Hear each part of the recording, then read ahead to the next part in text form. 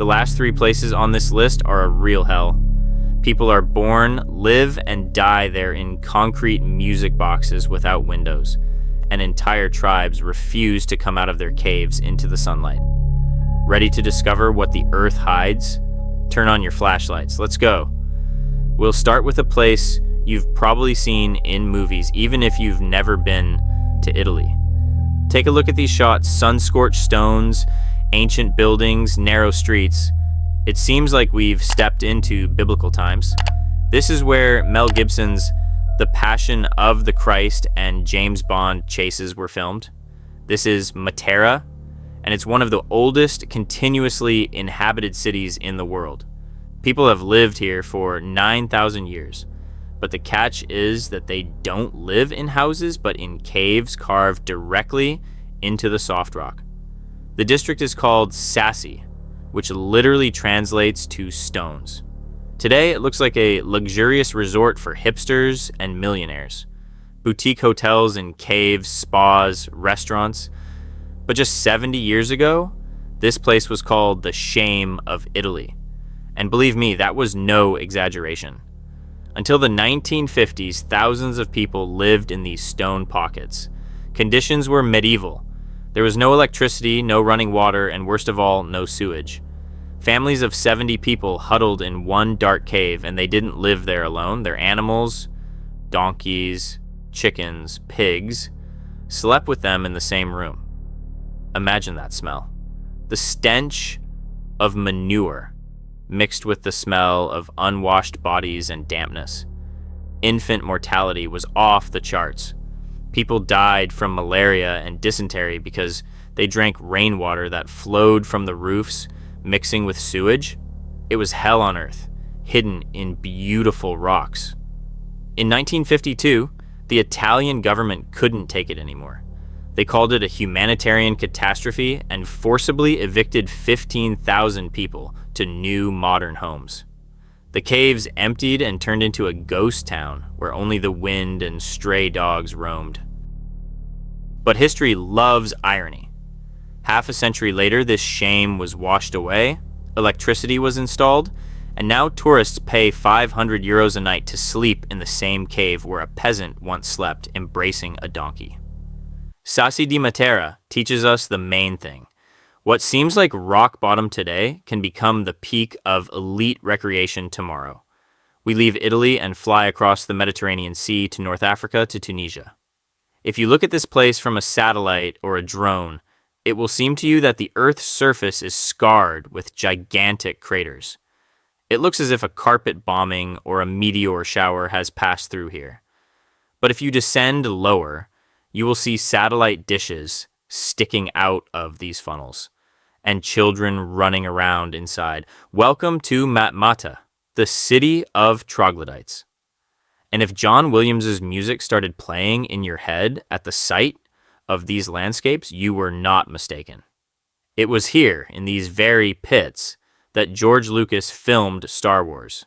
Do you remember Luke Skywalker's house on the planet Tatooine? The one where he drank blue milk. This is not a set in Hollywood. This is a real hotel, City Driss in Matmata, and people have been living in such houses for years. The local Berber inhabitants came up with a brilliant way to combat the climate. Around them is the merciless Sahara Desert. In summer, the temperature in the shade reaches plus 50 degrees Celsius, and in winter, nights can be icy. Building a house on the surface means condemning oneself to the torture of heat, so they decided to dig underground. The construction technology here is unique and has not changed for centuries. First, a huge pit about 10 meters deep is dug in the hard ground. This becomes the central courtyard or patio. And from this courtyard, rooms, bedrooms, kitchens, and storerooms are carved into the walls. The result is a 2-story underground mansion without a roof, but with a view of the sky. The coolest thing about this dwelling is its natural climate control. While the sun melts stones above, the rooms below always maintain a comfortable temperature of plus 20 to 23 degrees Celsius, without air conditioners, without electricity, simply due to the thickness of the earth. For a long time, no one knew about this place. People lived here secretly. hiding not only from the heat but also from invaders. From the surface, these houses are practically invisible. Perfect camouflage. The world learned about Matmata only in 1967 when a severe flood occurred. Yes, in the desert. And the residents had to ask the authorities for help. Today, this place looks like a surreal mix of the Stone Age and modernity. You enter a cave carved with a pickaxe, and there's a plasma, TV, Wi-Fi works, and the hostess in traditional clothes cooks couscous on a gas stove. Many residents have moved to above-ground concrete boxes built by the state, but hundreds of people refused to leave their pits. They say it's impossible to live in concrete, it's too hot, and here, underground, is their home, their fortress, and their coolness. We leave hot Africa and move to the center of Europe, to Poland. If the previous places resembled hobbit holes or disaster movie sets, this place looks like a true underground palace of gnomes from the Lord of the Rings. Welcome to Wieliczka. Outside, it's an ordinary town, but beneath it lies a 9-level megalopolis descending 327 meters deep. That's deeper than the Eiffel Tower. Imagine descending an endless wooden staircase into the darkness, and suddenly a giant, brightly lit hall opens before you. This is the Chapel of St. Kinga. And when I say giant, I mean the size of a real Gothic cathedral. But the most mind-blowing thing is the material. Everything, absolutely everything you see here is made of rock salt. The floor you walk on is salt, polished by the feet of millions of tourists to a marble-like shine. The walls with bas reliefs are salt. The statues of saints and kings are salt. Look up. See those luxurious sparkling chandeliers? Do you think they're crystal? No. Every dangling piece on that chandelier is carved from a salt crystal. It's simply fantastic. Wieliczka is not just a mine. It's 300 kilometers of tunnels. It's like a subway in a big city. It has its own underground salt lakes where the water is denser than in the Dead Sea. It has restaurants, a post office, and even an underground sanatorium for allergy sufferers because the air here is sterile. But behind this beauty lies titanic and deadly dangerous work. This city was not built by professional architects or sculptors. It was created by ordinary miners in their free time. For centuries, people descended into this darkness, lighting their way only with torches. Speaking of torches, the main enemy here was methane, which accumulated under the ceiling. There was even a special position, the penitent sinner. This person would dress in wet clothes, take a torch on a long stick, and crawl through the tunnels, burning off the gas. In fact, this was a suicide bomber who played with fire every day so that others could work. We fly across the ocean to the west coast of the USA to rainy Seattle. Walking through the center of this modern metropolis, tourists don't even suspect that right beneath their feet, under layers of asphalt and concrete, lies another Seattle, old, gloomy, and forgotten. This story began with a catastrophe. In 1889, a great fire destroyed the entire wooden city center. The authorities decided, all right, we'll rebuild, but this time with stone. But there was one problem. The city stood on a swamp, and during high tides, the sewage began to flow backward directly into the toilets on the first floors. Not pleasant, you'll agree. Engineers came up with a crazy solution. They didn't level the ground, they simply decided to raise the street level. They built huge retaining walls right in the middle of the roads and filled the space between them with earth. As a result, the ground level rose to the height of the second floor. Imagine you own a store. Yesterday your entrance was on the street, and today, in front of your door, there's a concrete wall 3 meters high, and the new road runs somewhere at roof level. What to do? People didn't lose their heads. The first floors became basements, and the second floors became new main entrances. This is how the underground world of Seattle came into being. It's an entire network of sidewalks, storefronts, shops, and bank vaults that were buried underground. If you walk through modern Seattle, look down. Do you see those strange purple glass squares embedded in the sidewalk? That's not design. Those are skylights through which sunlight entered that lower city. For a long time, life thrived there. But what a life. While respectable gentlemen walked above, a true sin city flourished below. Opium dens, illegal casinos, and brothels opened in these damp, dark corridors. During Prohibition, alcohol was hidden here, and the mafia used the tunnels for their dark deeds. It was the perfect place to disappear. Imagine 2006. An ordinary resident of Nushabad is digging a sewage system in his yard. The shovel hits something hard, the ground collapses, and a black hole opens before him. When archaeologists descended there, they were speechless. It turned out that beneath the feet of modern Iranians lay a 3-level underground megalopolis that no one had known about for hundreds of years. Nushabad, or Uyi as the locals call it, is a masterpiece of ancient engineering. It is 1,500 years old. Why was it needed? It's simple. To survive. In those days, Mongols and other conquerors constantly attacked these lands. The residents realized walls wouldn't save them. They needed to disappear. This city is a real labyrinth. It goes down 20 meters. It has rooms, corridors, toilets, and even water wells. But the most ingenious thing is the defense system. The entrances were disguised so that an enemy could pass a meter away and notice nothing. And if a stranger did manage to get inside, a surprise awaited him. The corridors here are built so that you can only walk through them one by one, bent in 3 bends. This made the enemy vulnerable. One defender with a sword could hold back an entire army in a narrow passage. In addition, there were traps, disguised pits, wells where uninvited guests fell. But how to breathe at a depth of 20 meters? Ancient engineers created a unique ventilation system. Air ducts were hidden in the walls of above-ground houses, and fresh air constantly circulated through all 3 floors. It was cool here even in the most terrible heat. People could live here for weeks while war raged above. Walking through these narrow, claustrophobic corridors, you feel like a character in an adventure game. You understand what fear drove people underground, forcing them to become moles. Turkey, Cappadocia. You've probably seen photos from there. Hot air balloons, beautiful rock formations, fairy chimneys. But the most interesting thing here is hidden not in the sky, but deep underground. In 1963, a local resident, yes, another renovation story, knocked down a wall in his basement and found a secret room. Behind it, a tunnel. And behind the tunnel, an entire city. This is how Derinkuyu, the deepest ancient underground city in the world, was discovered. The scale of this place simply blows your mind. It's not just a couple of caves, it's 18 floors down, 85 meters deep. That's like a 25-story building buried in the ground. Archaeologists say that up to 20,000 people, along with their livestock and food supplies, could live there simultaneously. Why?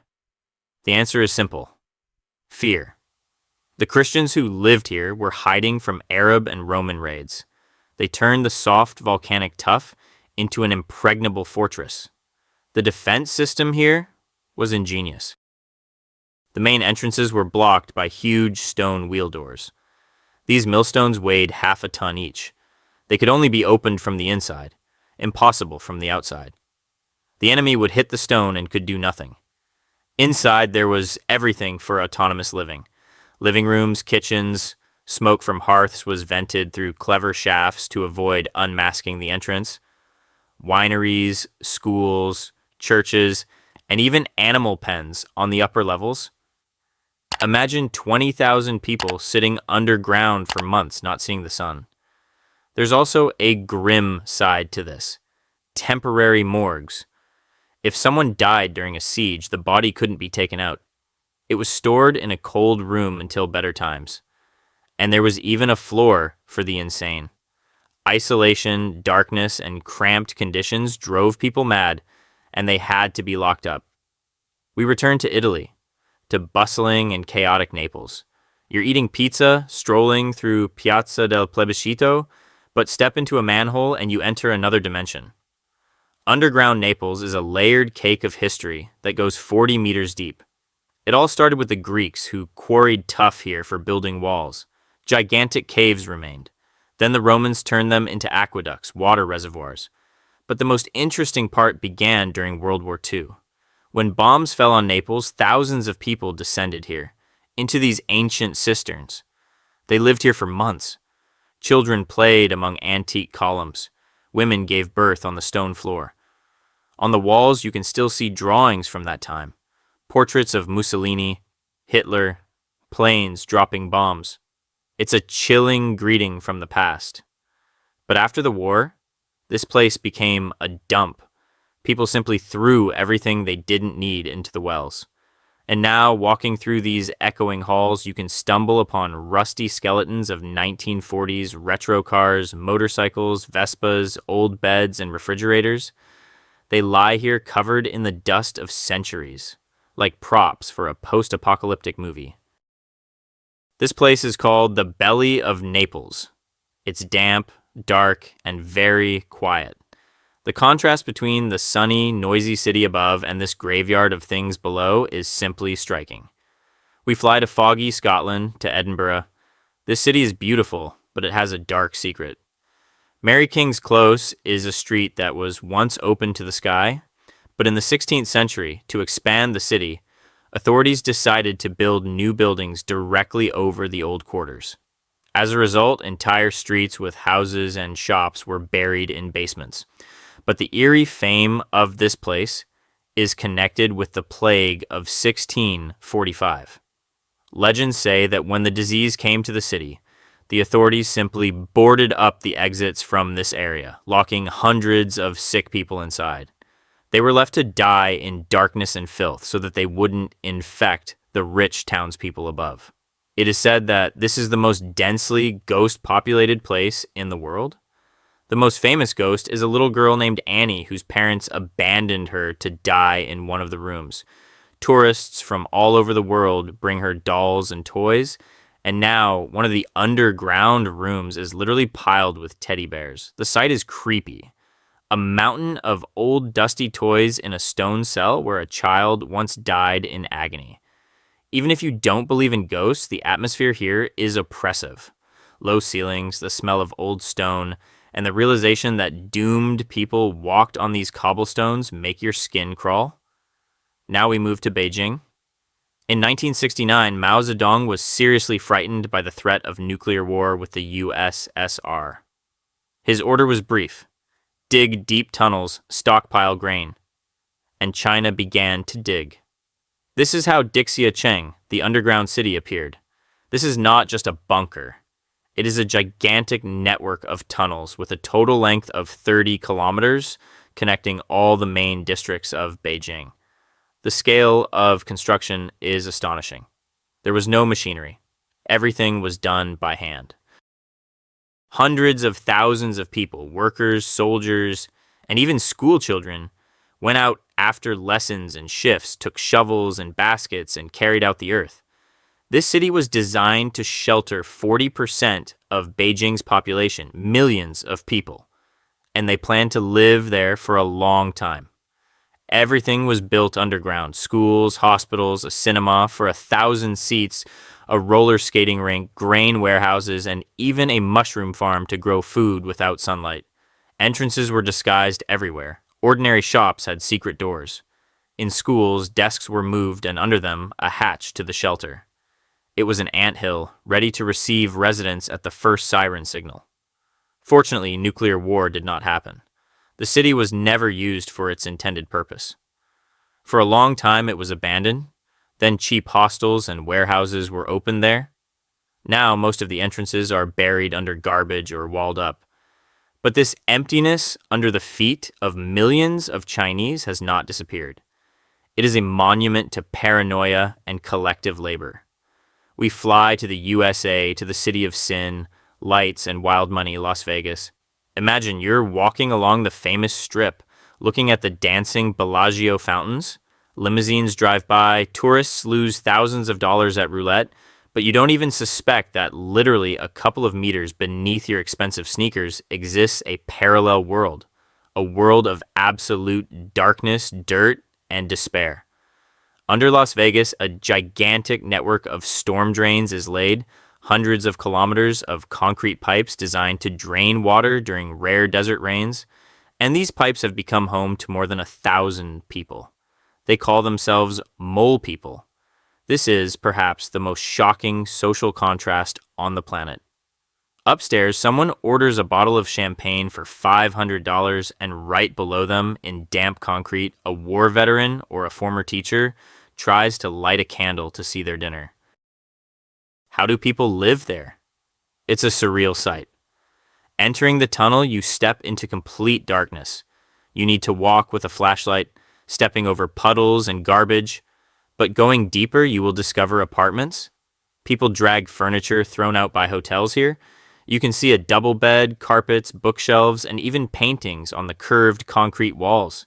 They create comfort where it cannot exist. Here underground, there's its own temperature. It's always cool, which saves from the infernal heat of the Nevada desert when it's plus 45 degrees Celsius upstairs. Here are its own laws. The police almost never descend here. It's too dangerous and dirty. It's a state within a state, where people hide from the society that rejected them. But this dwelling is a death trap. Remember that this is storm drainage. Las Vegas stands in a lowland. When a heavy rain falls in the mountains, even many kilometers from the city, water rushes here. It happens instantly. It's not a trickle that slowly rises. It's a wall of water that rushes through the tunnel at the speed of a train, sweeping away everything in its path. Every resident of the tunnels knows, if it rains, run. They have a matter of minutes to grab their documents and get out. Many lose all their belongings.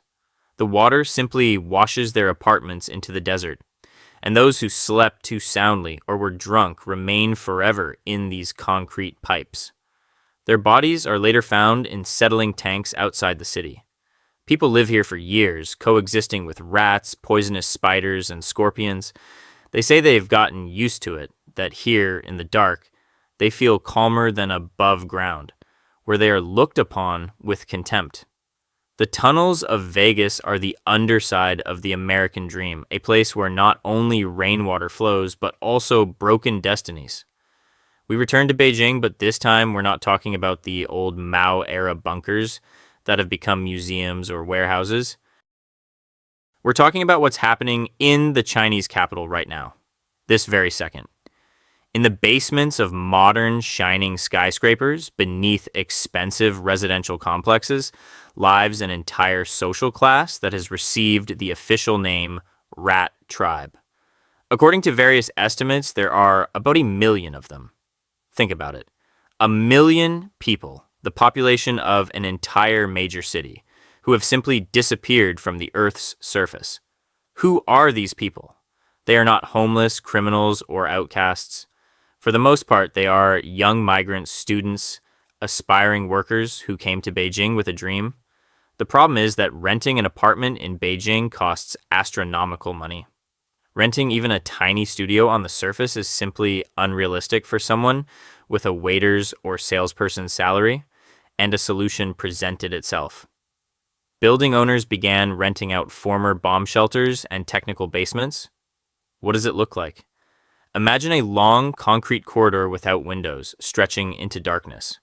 Along the walls, hundreds of iron doors. Behind each door, a room. But this is not a room in our understanding. It's a concrete cell measuring 2 by 2 meters. It can only fit a bed and perhaps a small table. There's practically no ventilation.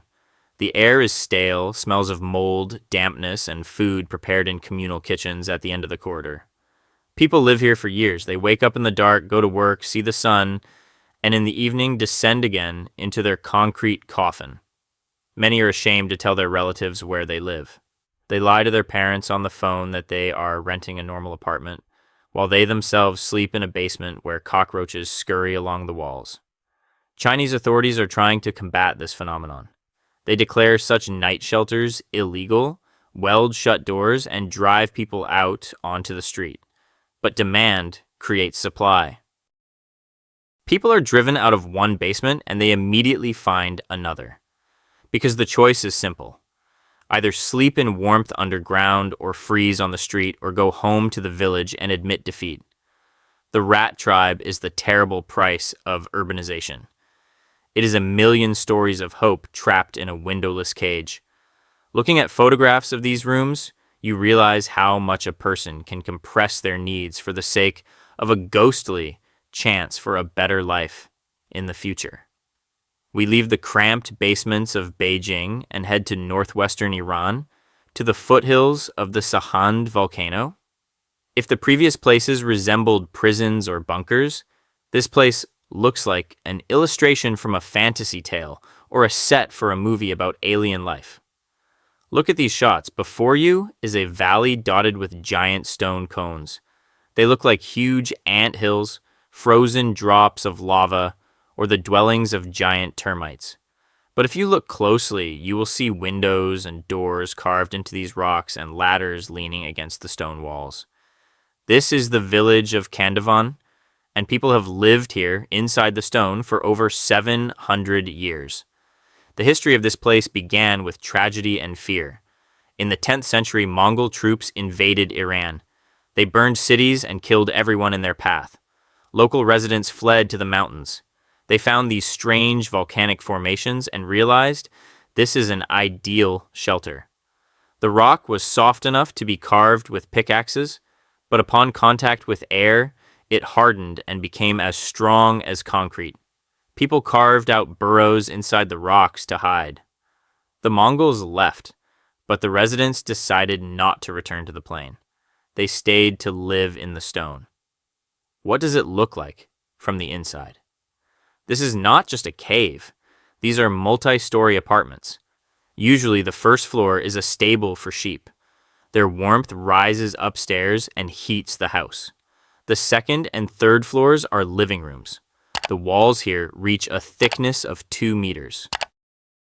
This works as an ideal natural climate control. In summer, when the Iranian heat melts your brain outside, it's cool inside these cones. And in winter, when there are snowdrifts in the mountains, the stone retains heat, and you can walk around in a t-shirt inside. No heating bills, no air conditioners, ingenious and simple. The most striking thing about Kandavan is the contrast. From the outside, it looks like a settlement of primitive people. Massive, crooked rocks, dusty roads. But step inside and you enter a modern Iranian apartment. Expensive Persian carpets lie on the floor. Plasma TVs hang on the walls. Electric light shines. And there's running water. People manage to squeeze civilization inside a volcano. Kandavan is often compared to Turkish Cappadocia, but there's a huge difference. Cappadocia is largely a museum and hotels for tourists, while Kandavan is a living, real village. About 1,000 people live here. They are born in these rocks, marry, raise children, and die, bequeathing their burrow to their grandchildren. Looking at this human anthill, you realize how adaptable we humans are. We can turn even frozen lava into a home if life forces us to. Finale. We've arrived at the most unique point of our route. If in previous examples people dug burrows or used basements, here nature created a home and people simply moved into it. We moved to China, to Guizhou province. High in the mountains, at an altitude of 1,800 meters above sea level, there's a gigantic natural cave. Its dimensions are striking. The height of the vault and the area is equal to 4 football fields. And right inside this stone maw lives an entire community. Meet the village of Zhongdong.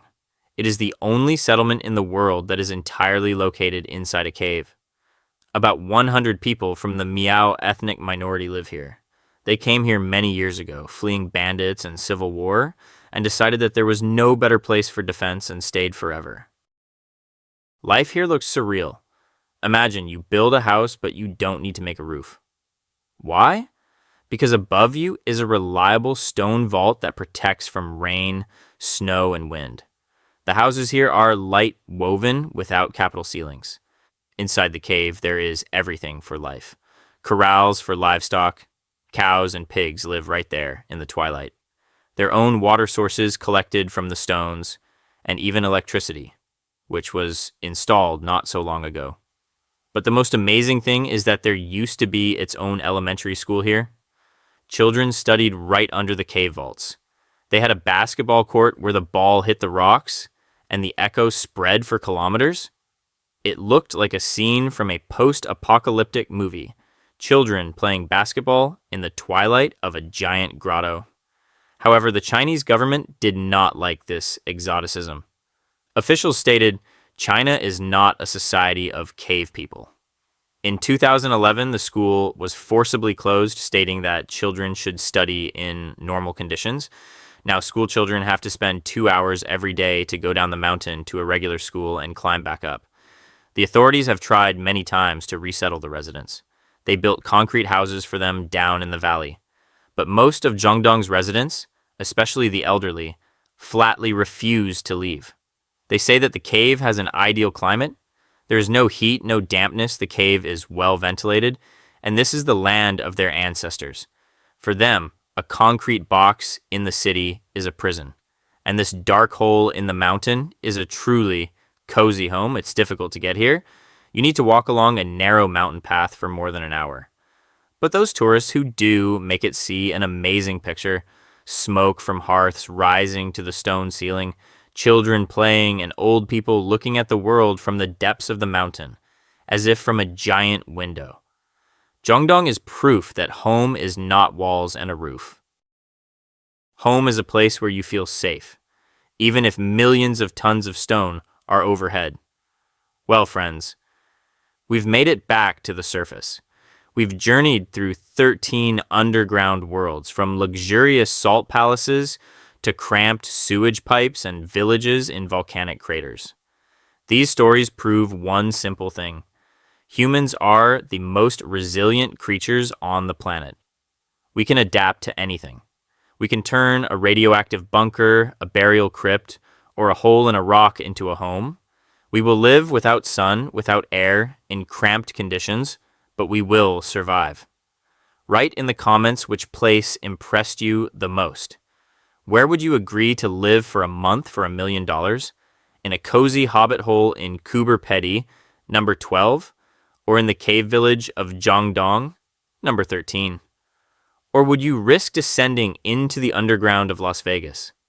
If this video made you look at the comfort of your own apartment in a new way, be sure to like it. This helps us dig deeper and find the most incredible stories for you. Subscribe to the channel, hit the bell to not miss the next episode. Appreciate sunlight and fresh air. Bye, everyone.